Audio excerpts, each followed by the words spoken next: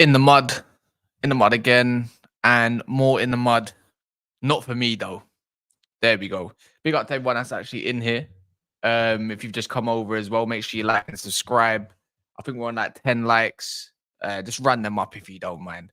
Just here to talk a few things. Fake news lurking around Man United, shock U-turns for potential managers like Tuchel. Fake news surrounding Bruno Fernandez, even Lissandro Martinez, Mazraoui, and it all comes from Twitter, of course. But I wonder if there's any truth to it, and it's kind of annoying me as a United fan. It's just like it's always. I don't know if it's with you lot's respective clubs or whatsoever, but if you are a rival, but for me, it's always happening to Man United all the time. Fake news there, fake news here. What do you even believe these days? That's the one. But yeah, man, big up. Let me see someone who's in here as well. Big up Solomon in the building. Big up Vinny Wolves as well. Man called it the Mud Raid. Oh my days. Big up TTM. Rodney said, I've been saying to the missus, I need more United content in my life. Oh, well, here you go, man. This is the United stuff as well, man. Right now, yeah, it's true what you're saying. Is United's a little bit like WWE right now. It's storylines galore. Storylines galore. And I just want to call it out a little bit. And even if it's from sources where you want to believe it or you don't want to believe it, there's no smoke without fire or whatever that saying is. You got to look into it. Of course, you got to look into it. And it all started and it stemmed yesterday. And you know what it is? It's this guesswork around the football club. And it's true. Like every time there's a big, massive explosion around United needing a decision from the fan base, the owners don't need to put the fan base of United into the mud and into confusion. They don't need to put out a statement. They don't need to do none of that. They can go about their lives. And if it doesn't want to be leaked, then at the end of the day, why are we moaning? Why am I moaning about news getting leaked or potential leaks or being fake? But I want stuff to be leaked about what's happening in the meeting. You can't have both sides. So can't get everything you want in life, unfortunately. But what I've been seeing this morning is like shock U-turn for Tuchel. It really looks like Ratcliffe, Surgeon Ratcliffe, is running the game. And this is what I mean a little bit why it feels a bit like Glazer's 2.0, like Joe and Avram having a hand in it, especially Joe Glazer, who pretty much signs off on the signings, signs off on the managers, making the decisions. And it's kind of come further into confirmation that Surgeon Ratcliffe is running it. And maybe he feels like he knows best. And this is kind of similar to how things went on at Nice. We all sold ourselves dreams. By the way, I'm not against Ineos. I'm not against Ratcliffe. I'm just speaking what I believe is true and what I believe is right. And at this moment of time, this is the situation. Ratcliffe is not in favor of Ten Hag, where the other lot might look like give it a bit of patience, and maybe it's Brailsford or maybe it's Joe Glazer, because they have to also have a say in it. But the ultimate final decision comes down to Ratcliffe in the end. But you can't go against your peers, your employees, because why are you paying them? You're paying them for what? Nonsense. So there you go. That's that. Camera looks a bit dark, innit? Doesn't it? A bit weird. I need to put more light. But you lot can see me, and that's all that matters right now. So again, Thomas Tuchel looks like the man that Ratcliffe wants, and I feel like he's a bit stubborn, and that's his approach. He likes what he says, especially in the interview before. That's not unknown back in May. So it looks like Thomas Tuchel is going to be United's next appointment if Ten Hag is to get sacked, and he pretty much is going to. Let's be real. I think the writing's on the wall. Said's saying, curtains on the wall. I don't think he survives Brentford, but that's what's my hopium talking, and that's just my truth on that. And if Tuchel comes in, that kind of shows me a recipe of short-term success. We don't know what he's going to like. It doesn't exactly, I don't know about you lot, but it doesn't excite me because I know what I'm getting with him. I know what sort of football I'm going to get with him, and I know I'm going to be bored out of my flipping wits about this guy. And you know what? Sometimes he plays good moments. Is he going to get the players he wants? Who's he not going to favour? I know he loves Marcus Rashford. The way he's spoken about Marcus Rashford in interviews is mental. Mental. The one players I'm kind of worried about is the young players. And that's one thing I know Tuchel's not in favour of, is developing anyone that's young. He doesn't care about that. And we got a couple young players in the team at this moment. And Tuchel, he tells he's more of a manager for me that needs to come into a team that's already got built players, ready made, a bit like Jose Mourinho. And the man management part, I don't know if you know if Ratcliffe likes the strictness of a manager and someone that shows that I'm in charge, but I don't know what his approach to players are like exactly, but it can't be worse than Ten Hag. But I know there will be a bust up at some point. That is given. I think right now, United want short-term success because of the PSR. And we have to look at it like that.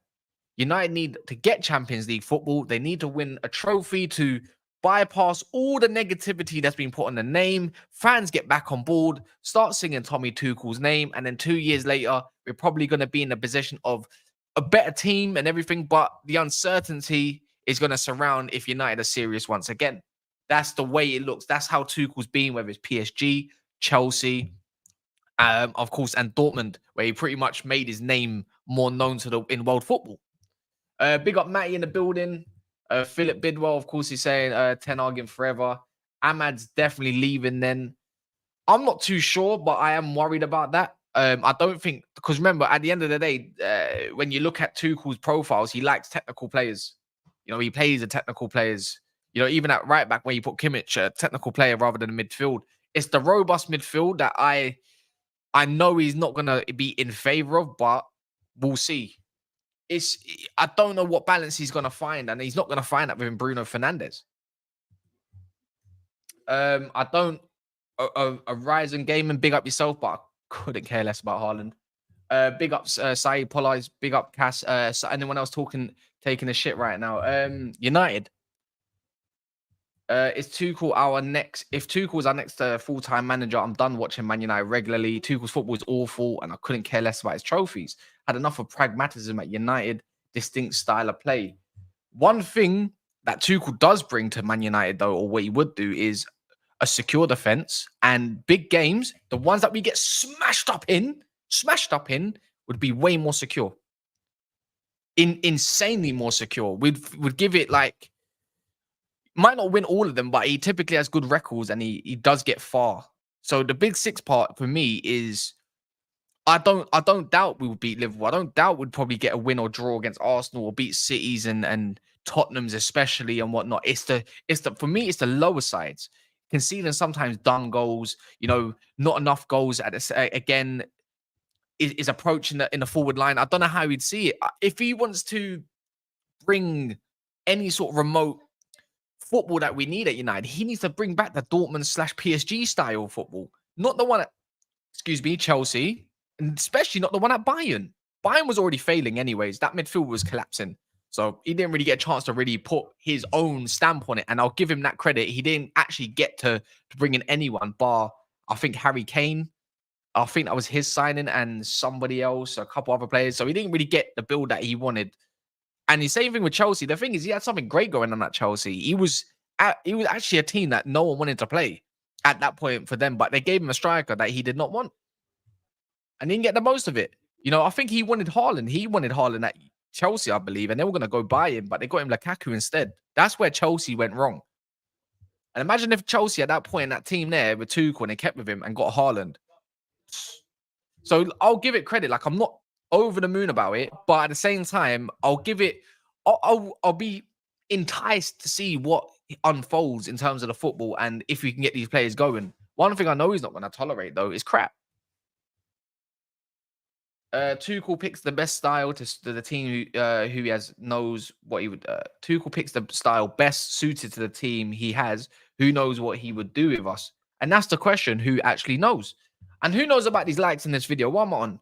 30. We're on 30 likes. Have you liked this video? I'm gonna put it in a poll, and let's see how many people actually vote. And then obviously we can see. 1 second.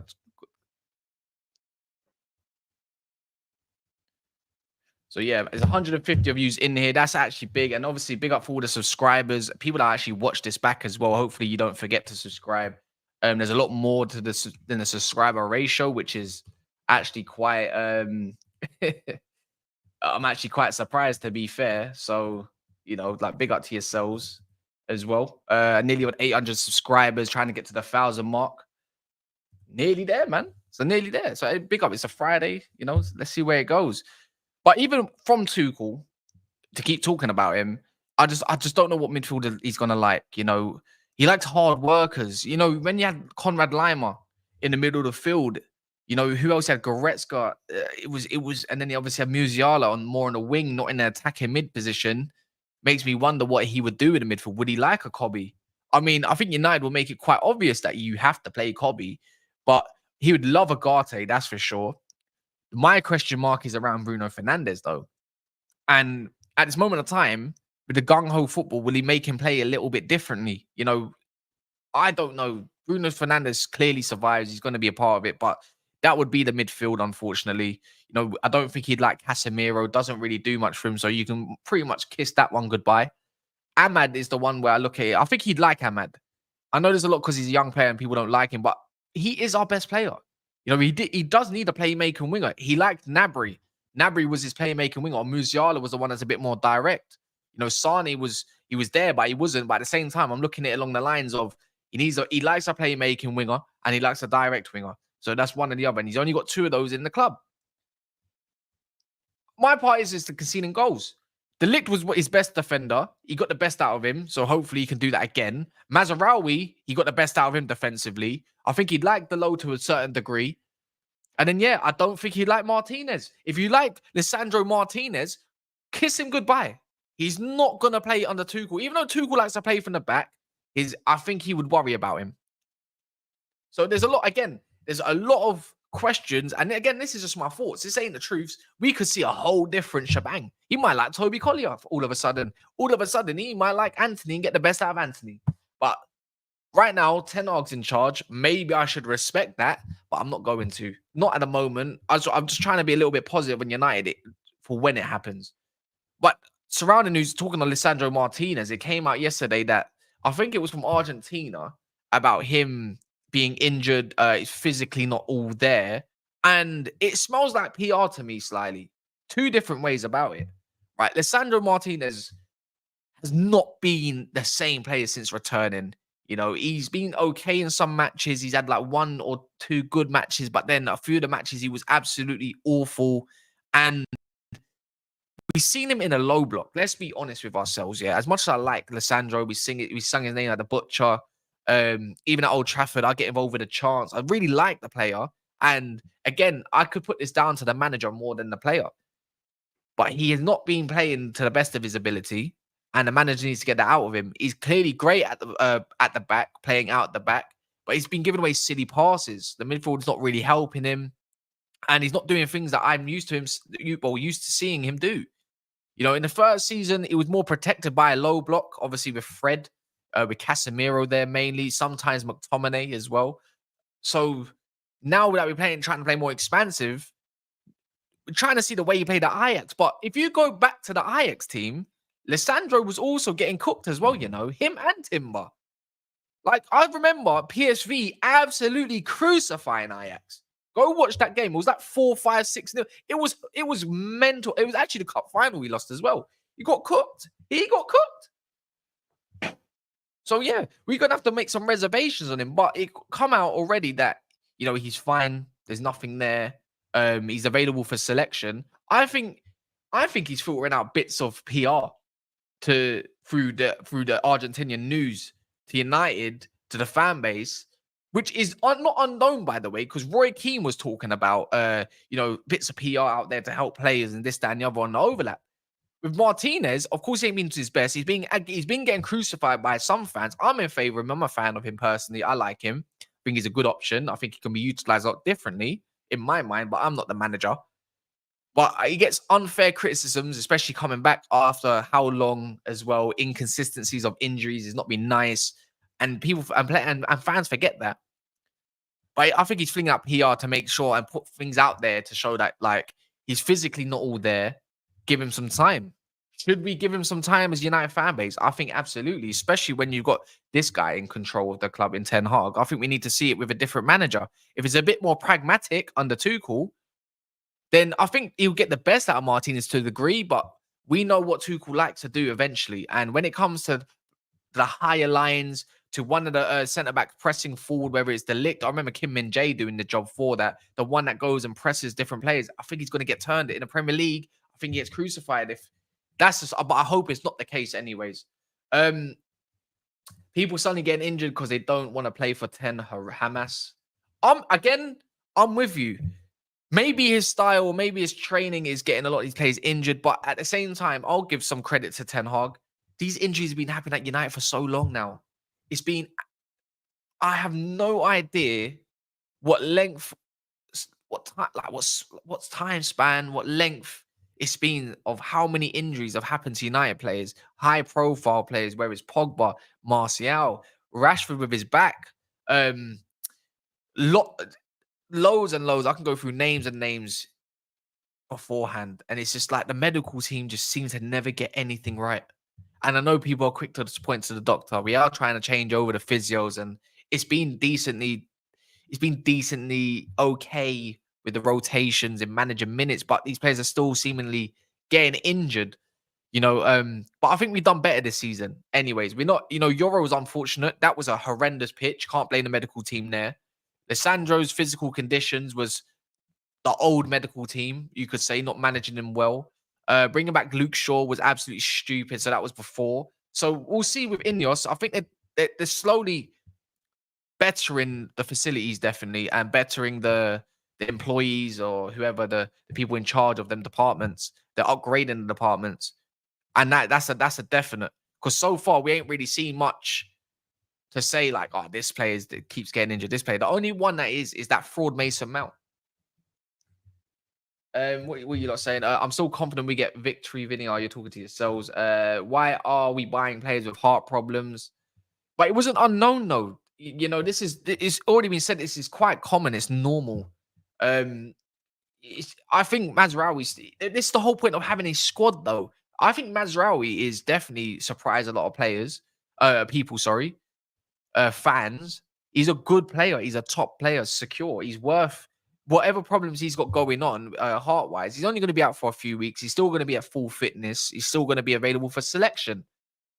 So I think that's the whole point of having a squad. It's just unfortunate we don't have a left back, because if we had a left back available or two left backs available and he's the one that had to go out for a few weeks, you're like, you know what? Fine. I've got a squad. I've got two left backs. I've got a right back. Worst case scenario, I've got a centre back or a centre mid that can cover there, but unfortunately we're down to now one fullback. Story of my life at Manchester United. But yeah, smash the likes anyways. What are we on now? We are on 54 likes, so keep them rising. Big up yourselves. But yeah, but that, again, fake news about Man United, and it actually come out, and I couldn't believe this, right? So I was watching the United stand. I don't really watch Goldbridge extensively, but sometimes there's bits and bobs where it pops up on the Twitter feed, and I go and look. And then you see a super chat pop up. A super chat came up about Mazraoui being injured, or obviously having some sort of, some sort of whatever. Like, what would you even call it? Condition. And it was from a friend that knew the doctor that was treating him. And you're putting the news over there, and that's obviously filtered through to Twitter. Somehow, all of a sudden, obviously a lot of more eyes watch United stand. And then it's leaked already. Come on, man. So the doctor has clearly leaked it to his family. Bro, someone needs to start taking responsibility. This should have been hushed. The thing is, from the time he got diagnosed was pretty much straight away after the break finished. And then 2 weeks later, he'll be available for selection in another couple weeks. Again, United, story of my life. And of course, the latest one was from the chief, what's it called? The chief scout that used to be at United, and he's come out about Bruno Fernandez saying the bust-up between him and Ten Hag is absolutely nonsense. He's got links to the club, and even I got told about Bruno Fernandez having an absolute rift with the manager. I think there's tensions there because Man United are losing. That's normal. But I'm not going to sit, as much as I don't like Bruno Fernandez, I'm not going to come out and start saying this, that, and the other, because at the end of the day, if it's fake news, if it's coming from a man that's there, again, it could be true or untrue. Again, it's a little bit toxic, isn't it? more toxic behavior at United, and it's going to continue further and further. He come out and said about it's just nonsense between Bruno and Ten Hag. That they got a great relationship. There's a reason why he's the captain, and it's all handy dandy there. And he's paying for the manager, but on the pitch, he doesn't. On the pitch, doesn't kind of show that, but it doesn't show on that pitch for anyone. I think there's some beefs with Ten Hag and a few of the players. It's kind of normal for that to happen. If anyone's played Sunday or Saturday, everyone has a bit of a rift with their manager at some point. You know, there's enough is enough. You might not be winning. You might be losing a couple games. Selection of players might not be in favor of what you like. By the end of the day, you can't undermine the manager. And if Ten Hag put his foot down because he's the manager, not Bruno Fernandez, then he's going to get the treatment from Roy Keane, which I find from Roy Keane, by the way, who did come out and talk about the Bruno situation. It's kind of a bit hypocritical, isn't it? It's not unknown for Roy Keane to have a go at the manager, is it? At Sir Alex Ferguson, you know, he got binned, if we remember, because he thought apparently at that point, he thought he was bigger than Sir Alex Ferguson, undermining his authority as well and acting as if he's the manager. And he didn't like that. He got the boot. You know, I like Roy Keane. I like listening to him. He's always got good stories, good takes sometimes, but he's just a good personality. So, but it's a little bit hypocritical coming out from some of these so-called legends. Mash, love the consistent cats. Thank you for the content. Yeah, man, we're trying, especially on Never a Foul as well. If you lot are United fans, there is another channel. If you're new on here, it's a multi-club content channel, much bigger than this. This is what's helping me grow here. So if you do like rival talk as well, you can always head over to Never a Foul. Even through the break, I'm trying to find content and trying to find some consistencies because you've got to talk about something. It's boring. It's nearly the weekend and I'm bored out of my nut. I don't really want to play anything. I don't really want to go out. It's raining and then it's sunny. I'm going to get ill soon. And then here we are talking with one another. Keane should be the manager. He'd be throwing punches at them. And that's exactly where we should not go. I saw Ian Wright saying if the management spot got given to you, like as in an interim basis, would you take it? And Roy Keane was kind of dismissing it because he doesn't want links with him. It was Ian Wright. Sometimes read the room. You're one of the biggest personalities in football. You start somehow giving little bits and bobs of information. Say, would you take it? And Roy Keane's like, yeah, this is what I do, and this da. You know the news is gonna lap that one up, and then find some potential links, and then it just makes a whole rift that's not needed. Doesn't want to make it toxic. You know, he's saying well away from the club, clearly, you know, until he needs to do what he needs to do in terms of punditry. Keane failed as a manager because his emotions speak more louder and his mentality speaks louder than what the actual long-term vision of it is, especially with today. Phil Jones summed up perfectly, and I said it on the other stream, right? But these new guys, they will eat you alive. You know, if you can't manage them correctly, they're a little bit more emotional. They're a lot different to the generation that Phil Jones was in and Rio was definitely in as well. They will kill you. Roy Keane has got no bollocks. The new generation of players, even if they are around 25, 26, 23, they'll kill him.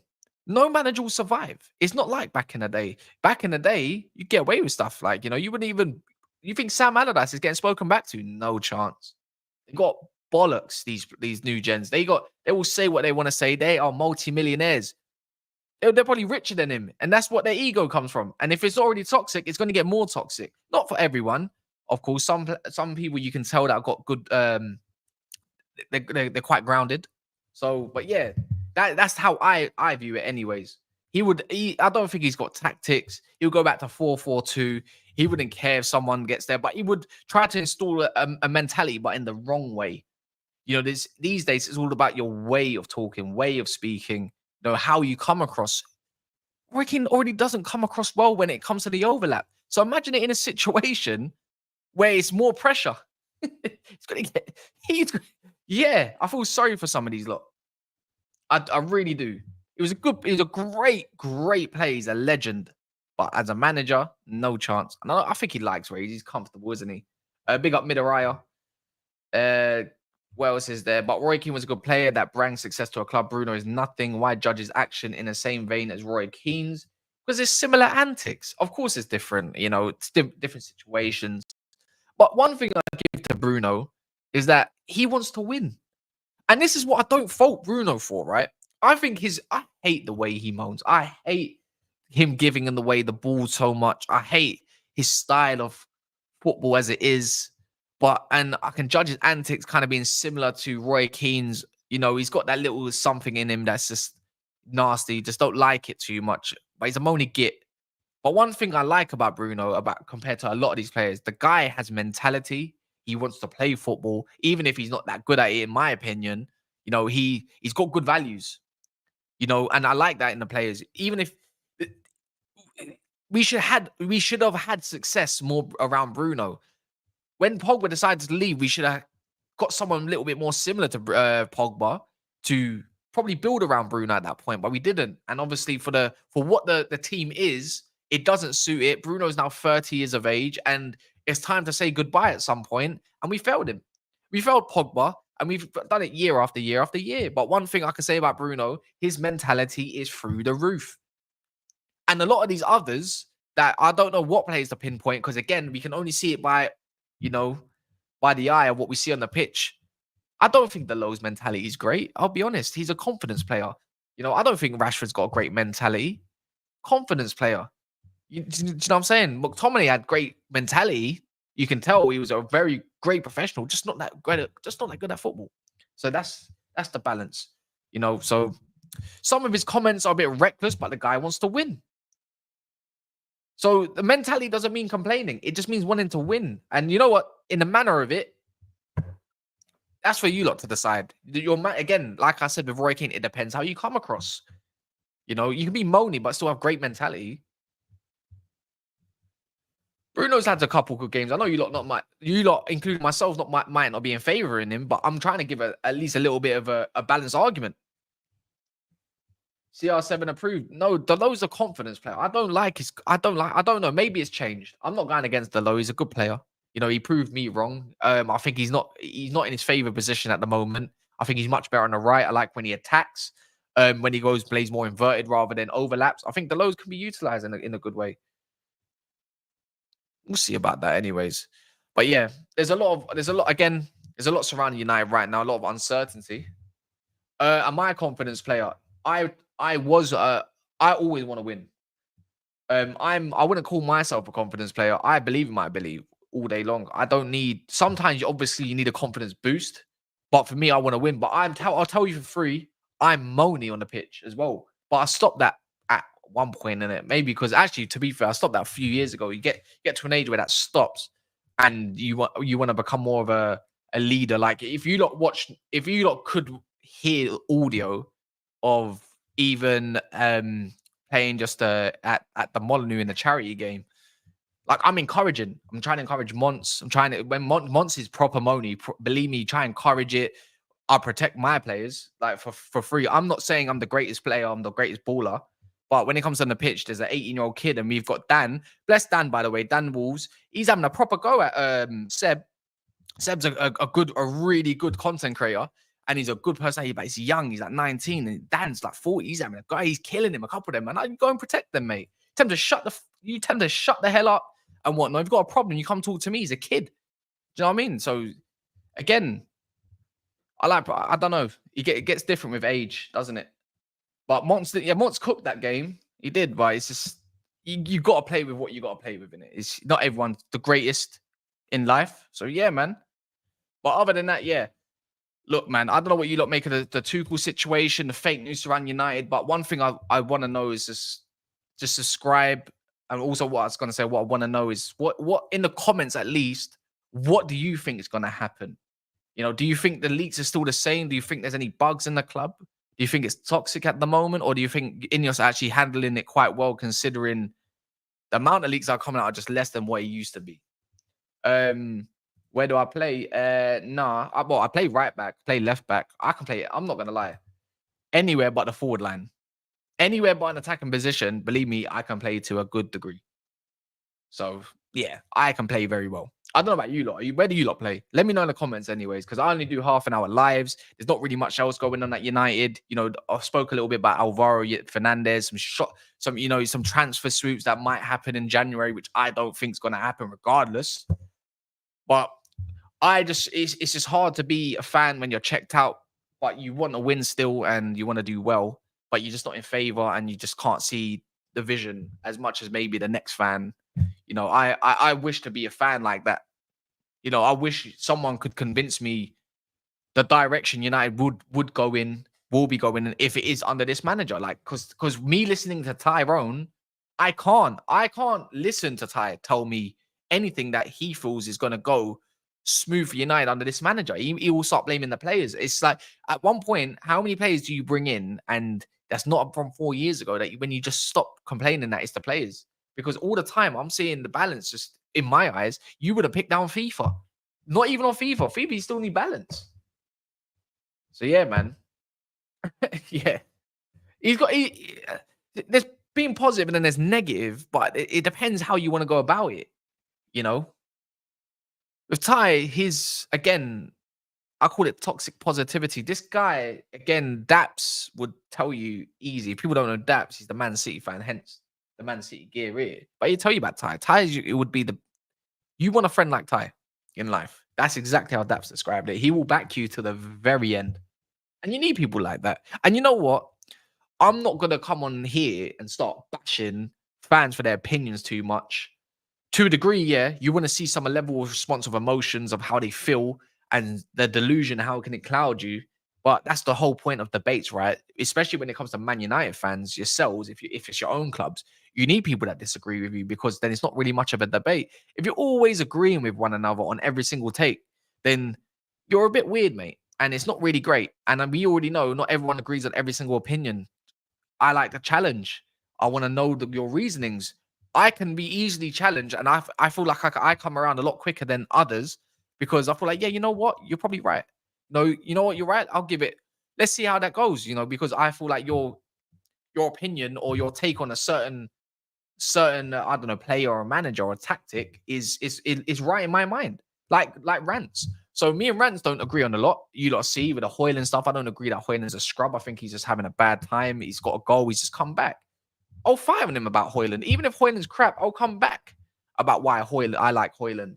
About Thomas, there was one. Thomas Frank wasn't in favor of Thomas Frank at all becoming the United manager. I was so against it. And then Rants kind of explained it a little bit. He said, you know what? Maybe you're right. Let me go look into it. I can see, excuse me. I can see where you're coming from, with his tactics and the way he plays. It's a bit different from Brentford, though, especially when you're going to want to go and play for Man United or manage Man United. I know it's different, but there's a certain character there, personality that I feel that could probably take the helm and do some damage. So again, you can come around. This is why when people want to call me flip flop and you're changing your mind, it's like which one is it? Because I said I'll back Ineos. I'm in favor of Ineos. Then I get called out by Mons and Co. and etc. About what's it called? About if you're backing Ineos. I wasn't the one that said, "Oh, if Ineos back Ten Hag, then I'm gonna." I got called out for it because I said I'm pro Ineos. So if Ineos decide to keep Ten Hag, Ten Hag in. I said, I suppose so. I'll go with what they want to go with. But I said on condition though, you lot pressuring me to do that. That's fine. I don't mind. I'll go back in for a few games or so.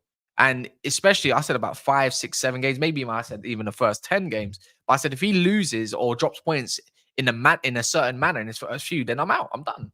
So, but apparently I'm a flip flop and I can't change my mind. I don't give a damn how you lot want to support your club. But if I want to change my mind, I'm changing my mind.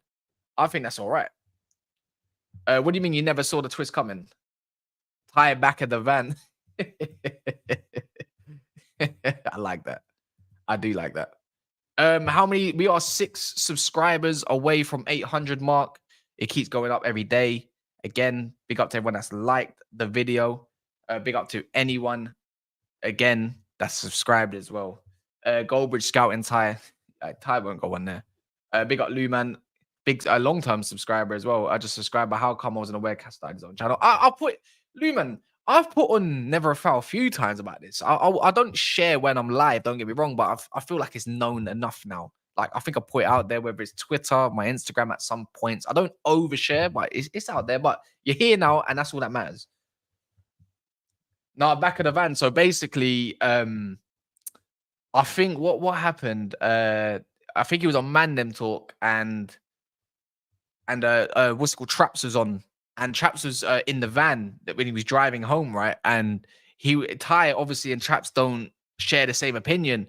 And he all of a sudden it's like, Ty, get at the back of the van. Him, Neji, and so forth. And then obviously that joke came about. So yeah, man. £30 for Ty. £30. Yeah, no Philly. I said that yesterday, but I caught that of somebody else in it. Again, I obviously you lot. I don't share no opinions about political matters outside of football, man. Well, I do share an opinion, but not publicly. Anyways, I'll say how I feel, but I'm not gonna. But I will say jokes like no Philly. I started saying it yesterday. Ten Hag hits the windows in the van. Damn. Here we go. Yeah, man. Chaps was munching on a fat burger in his van once. There you go. That's the one, man.